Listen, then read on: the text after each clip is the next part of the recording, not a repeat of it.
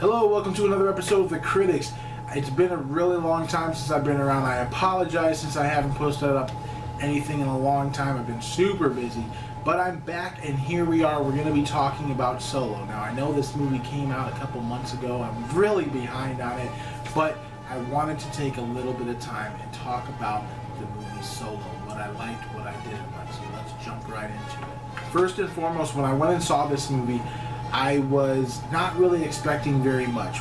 There had been a lot of dialogue talking about how this movie had a lot of production problems. We didn't really know what to expect. And we went in there, and when I saw it, I was pleasantly surprised. A lot of people didn't like it. I know they did it because of the fact that this movie was not as epic. I've heard a lot of people call it safe, but it did manage to do what it wanted to do, which was to give a little bit of backstory onto Han Solo without actually ruining the character. That was the one thing that scared me. With these spin-off movies, in my opinion, we gotta take it with a little bit of grain of salt. Do we need these movies? Not necessarily. Do we want to see them? Kinda. Sometimes it's good to see things and to hear about them and let your imagination run wild. So the things about this movie that they hit on, I wanted to see, and to be able to see them was kind of cool.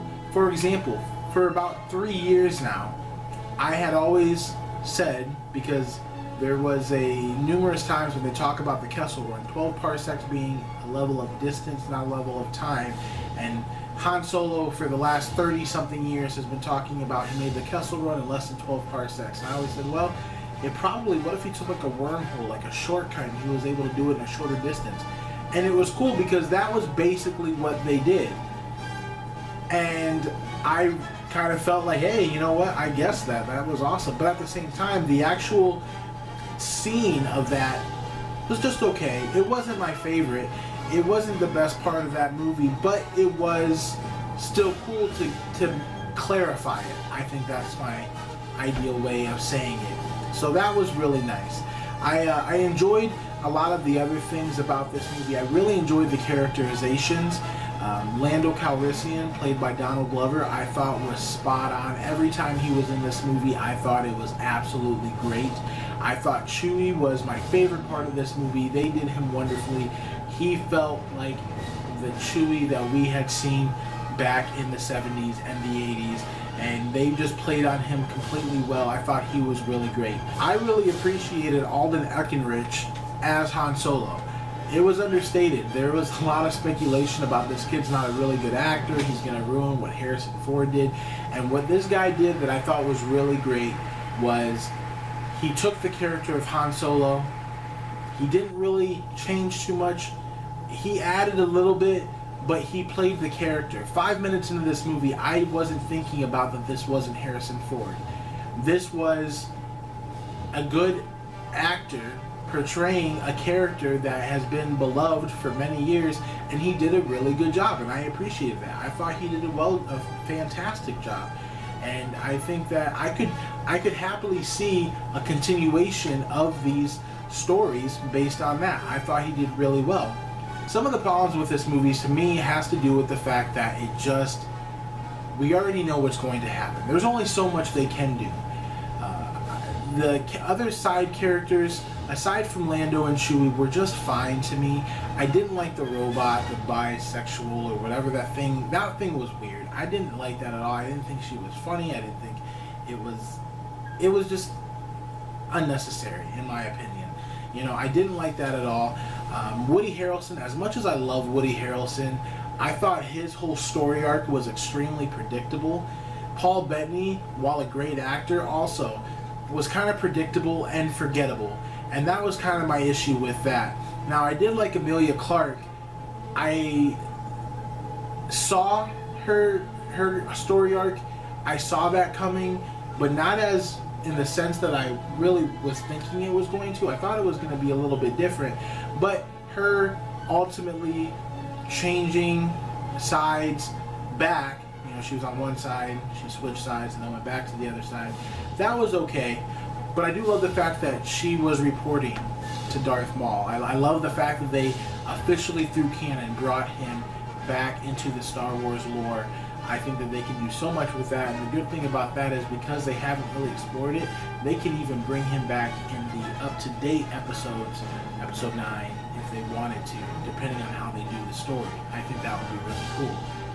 But like I said, one of the problems that I have is that I know where this is going. They set it up at the very end of this movie. They set up Emilia Clarke as taking over where Paul Bettany left off after he died, and now she's reporting to this Crimson Dawn and to Darth Maul. But we know what happens to Han Solo eventually. He never mentions this whole area, so this is not that big of a deal to him in the future. We know that he is going to continue on and that he is going to join the Resistance and be a major player in taking down the Empire. So all of this is kind of meaningless in so many ways because that's the major story. So that's kind of my problem. One thing that I've always thought and I appreciated about how they did it as opposed to what Star Wars is doing is the Star Trek movies. When Star Trek came out again in 2009, they made a really small scene that really helped their franchise out, which was they changed time. By doing that, now they can have all of these adventures that we didn't see, and they don't affect the things that we had seen with the older Star Trek movies or even the TV show, but instead they just are their own. The problem with these Star Wars movies, these spin-off movies, they want to do all these movies, but we know where they're going to end up because this is all the same time frame. And it's nice to kind of see what kind of adventure these people go on, but when you already know the ending, it kind of loses its appeal. For me, at least, it does. Because it's not going to do much. This Crimson Dawn, they're not really that big of a threat because when Han Solo is seen in Episode 4, he's worried about the Empire. He's worried about the Jabba the Hutt. He's not worried about them.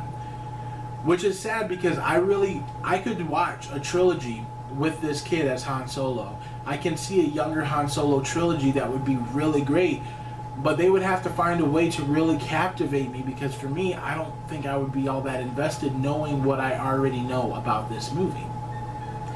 But ultimately, it was a good movie. I liked it a lot. I'm going to give Solo, a Star Wars story, a B+.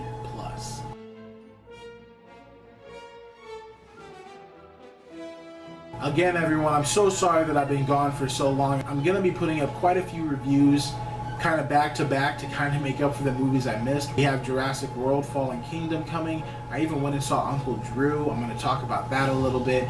And then also The Incredibles 2 and a couple other movies, Ant-Man and the Wasp. Those are all coming up very shortly. So thank you for being patient with me. Thanks for watching, and we'll see you next time. Have a great day.